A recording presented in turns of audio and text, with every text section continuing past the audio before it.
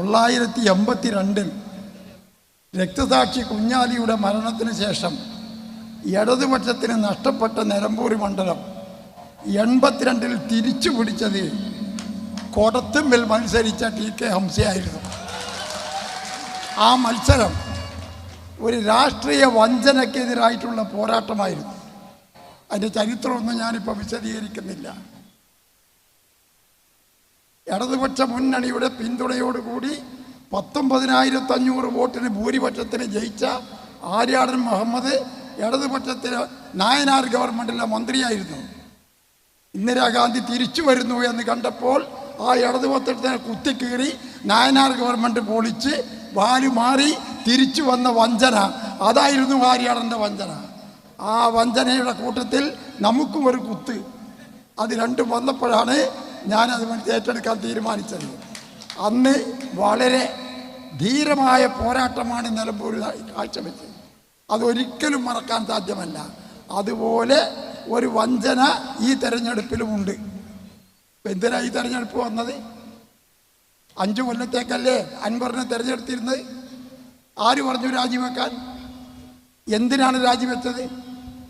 ഇടതുപക്ഷ ഗവൺമെൻറ്റിനോ ബഹുമാനപ്പെട്ട മുഖ്യമന്ത്രിക്കോ എന്തെങ്കിലും ഒരു പോരായ്മ ചൂണ്ടിക്കാണിച്ചോ? വികസനം നടന്നില്ല എന്ന് പറഞ്ഞോ? ക്ഷേമ പെൻഷൻ കൊടുത്തില്ല എന്ന് പറഞ്ഞോ? വീടുകൾ ഇല്ലാത്തവർക്ക് വീട് കൊടുത്തേ പോരാന്ന് പറഞ്ഞോ? അതുപോലെ പട്ടയം കൊടുക്കുന്നതിന് എന്തെങ്കിലും ബുദ്ധിമുട്ടാക്കി എന്ന് പറഞ്ഞു? ഒന്നുമില്ല. ആകെ അദ്ദേഹം പറഞ്ഞത് എന്താണ്? ഇവിടെ വിമാനത്താവളത്തിലൂടെ സ്വർണ്ണക്കടത്ത് കള്ളക്കടത്ത് വരുമ്പോൾ അവരല്ല പിടിക്കുന്നത്, കൊണ്ടോട്ടിയിലെ പോലീസാണ്. പോലീസ് എന്തിനാണ് പിടിക്കുന്നത്? പിടിക്കാൻ പാടില്ല എന്നാണ്.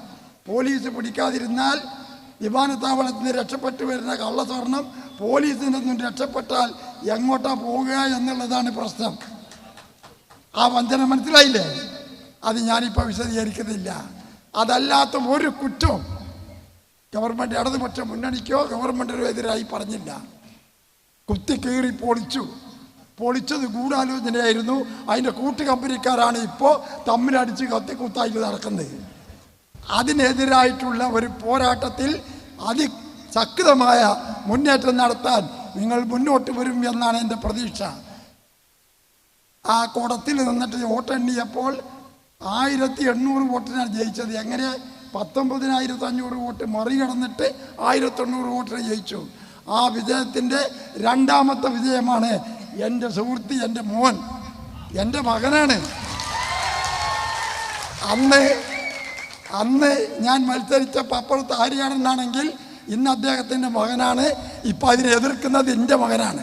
അങ്ങനെ മക്കൾ തമ്മിലുള്ള ഈ പോരാട്ടത്തിൽ എല്ലാ പിന്തുണയും സഹകരണവും തരണമെന്ന് അഭ്യർത്ഥിച്ചുകൊണ്ട് ഞാൻ വാക്കുകൾ നിർത്തുന്നു. അഭിവാദനങ്ങൾ.